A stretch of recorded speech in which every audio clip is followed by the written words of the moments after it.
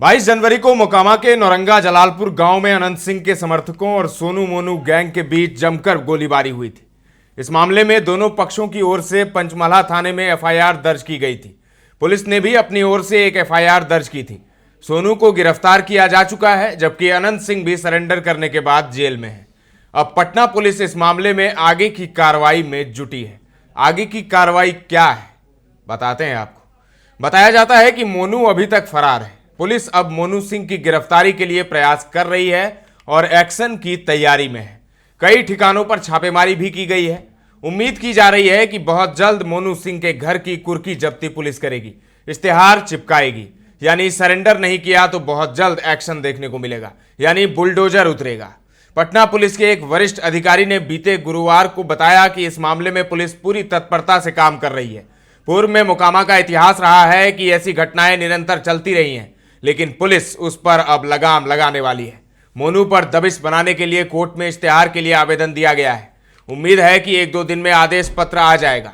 अगले सप्ताह में संभव है कि मोनू सिंह अगर गिरफ्तार नहीं होता है या सरेंडर नहीं करता है तो उसके घर की कुर्की जब्ती की जाएगी। 22 जनवरी को मोकामा के पंचमल्हा थाना क्षेत्र स्थित नौरंगा जलालपुर गांव में पूर्व विधायक अनंत सिंह अपने समर्थकों के साथ गए थे।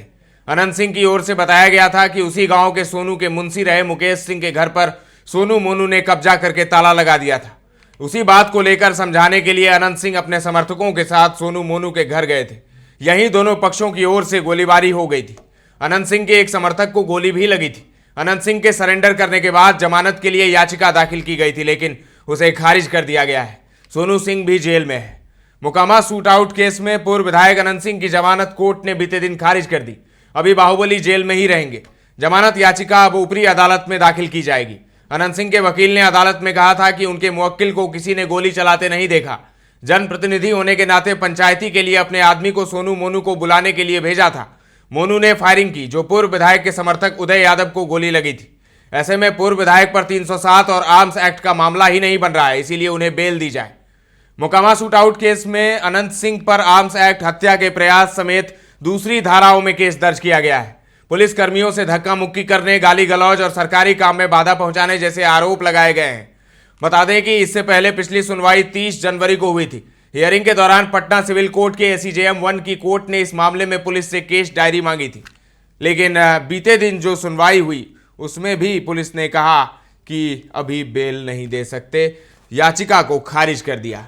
अनंत सिंह के वकील ने कहा कि अब कानूनी प्रक्रिया के तहत ऊपरी अदालत में वो जाएंगे। अब देखना होगा कि ऊपरी अदालत में अनंत सिंह को बेल मिलती है या नहीं, और इधर मोनू के घर की कुर्की जब्ती कब तक होती है, क्योंकि पुलिस ने एक्शन ले लिया है। पुलिस फुल एक्शन में है और पुलिस जल्दी ही बुलडोजर लेकर मोनू सिंह के घर पर उतरने वाली है। फिलहाल के लिए इतना ही। पटना से रोहित की ये रिपोर्ट है। ताजा तरीन खबरों का सिलसिला लगातार जारी है। देखते रहें दर्श न्यूज।